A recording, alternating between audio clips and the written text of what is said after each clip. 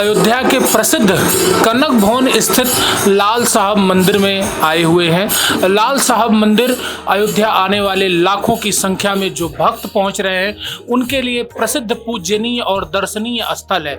लाखों की संख्या में ये आने वाले भक्त जब अयोध्या आते हैं तो बगैर लाल साहब का दर्शन करते हुए अपने घरों को वापस नहीं जाते हैं।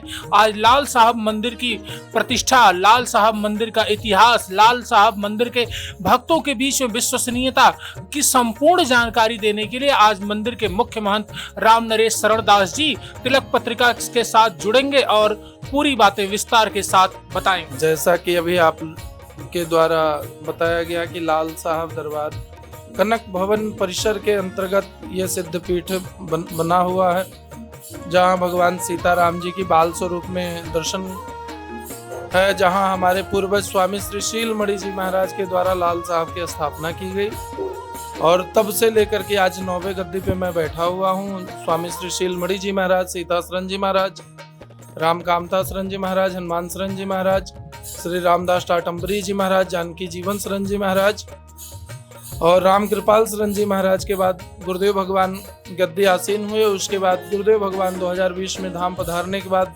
यहाँ अयोध्या के संतों ने या अयोध्या के सदगृहस्थों ने या ट्रस्टियों ने मुझे इस गद्दी पे सुशोभित किया, जहाँ भगवान श्री सीताराम जी का बाल स्वरूप का दर्शन है, बहुत ही अद्भुत।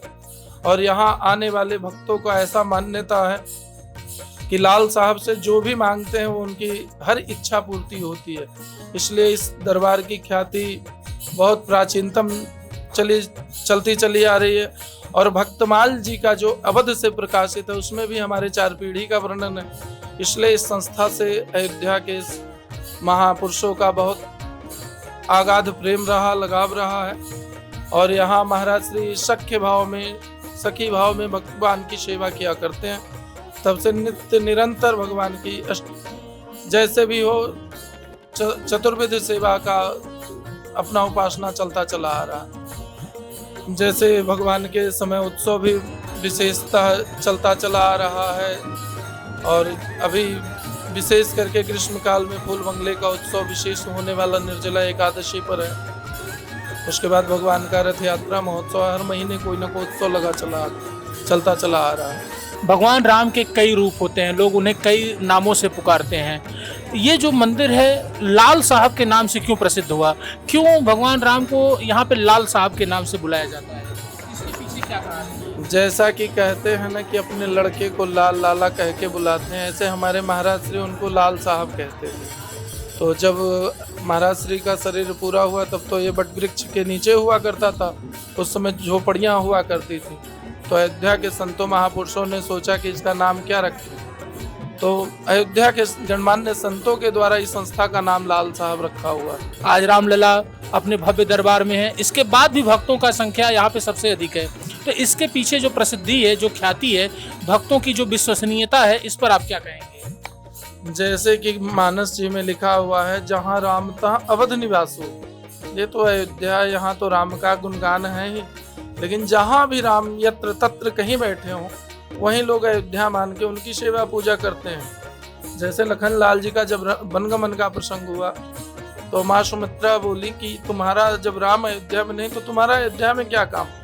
इसलिए लखन लाल जी राम जी के साथ वन को गए, क्योंकि उनके लिए राम से बड़ा कोई था ही नहीं। मानव एक भगत के नाते माता पिता ने जानो काहू, ऐसे ऐसे मानस जी में गोस्वामी जी चौपाई लिखे हुए हैं कि जहाँ किसी का कोई वर्णन नहीं। लखन जी केवल और केवल राम को ही अपना सब मानते थे, सर्वस्व मानते थे, क्योंकि कहते हैं शेषा अवतार है और शेष पर बैठने वाला कोई विशेष ही होता है। देखिए, अभी हम इस वक्त लाल साहब मंदिर से जुड़े हुए हैं और हमारे साथ मंदिर के मुख्य महंत श्री राम नरेश शरण जी जुड़े हुए थे, जिन्होंने लाल साहब मंदिर की महिमा को बताया और इस मंदिर का नाम क्यों लाल साहब और कैसे लाल साहब पड़ा, इसके बारे में उन्होंने विस्तार से जानकारी दी। मैं देवेश पांडे, अयोध्या।